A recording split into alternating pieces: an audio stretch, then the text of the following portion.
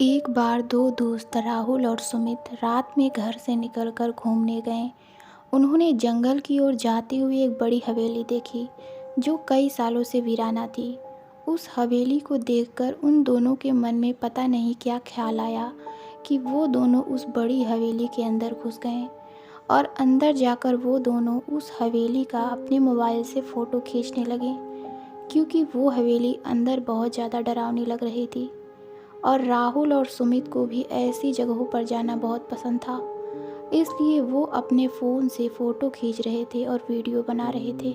पर वो जैसे ही बाहर निकलने लगे तभी उन्हें ऐसा लगा जैसे कोई उनके पीछे से भाग कर गया हो, पर पीछे उन्हें कोई नहीं दिखा। तो वो थोड़ा घबराते हुए बाहर की ओर दौड़ने लगे और हवेली के बाहर आकर एक खिड़की से जैसे ही अंदर देखा तो अब की बार उन्हें अंदर एक लड़की खड़ी दिखती है जो उन्हें देख रही थी।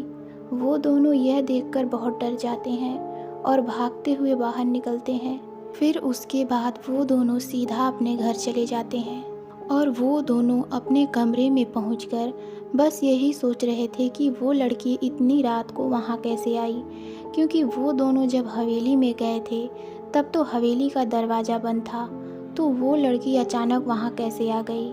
यही सब सोचते सोचते उन दोनों को बहुत ज़्यादा भूख लगने लगी थी, मगर उन दोनों के पास एक भी पैसे नहीं थे कि वो कुछ खाने को ला पाए। तभी राहुल सुमित से बोलता है, यार बहुत भूख लगी है, क्या करें? काश अभी हमारे पास कुछ पैसे होते तो खाने को कुछ ऑर्डर कर लेते। वो दोनों यही सब बातें कर ही रहे थे, तभी उन्हें बंद दरवाजे के पीछे से कुछ आवाज़ सुनाई देने लगी। आवाज़ सुनकर वो दोनों तुरंत दरवाजे को खोलने गए तो वे देखते हैं कि बाहर कोई नहीं है।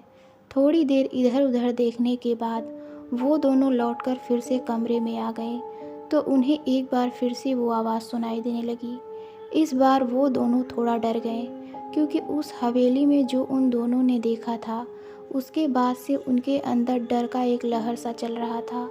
दोनों ने एक बार फिर हिम्मत की और दरवाज़ा खोलने के लिए दरवाजे तक गए, पर इस बार दोनों ने जैसे ही दरवाज़ा खोला तो उन दोनों की आंखें फटी की फटी रह गई, क्योंकि अब की बार बाहर वही लड़की खड़ी थी जो अभी थोड़ी देर पहले उस हवेली के अंदर थी। पर अब की बार उस लड़की का चेहरा देखने में बहुत भयानक सा हो रहा था। उसका पूरा मुंह सफ़ेद और जगह से फटा हुआ था। यह देखकर तो राहुल और सुमित डर से एक जगह जम गए थे, क्योंकि वो लड़की धीरे धीरे उनके पास आते हुए बस दांत पीसते हुए यही बोले जा रही थी, मेरे घर क्यों आए थे, मेरे घर क्यों आए थे। यही बोलते बोलते उस लड़की ने उन दोनों का गला पकड़ लिया और दोनों को एक साथ हवा में उड़ा दिया, और तब तक हवा में उड़ाए रखा जब तक उन दोनों ने दम नहीं तोड़ दिया।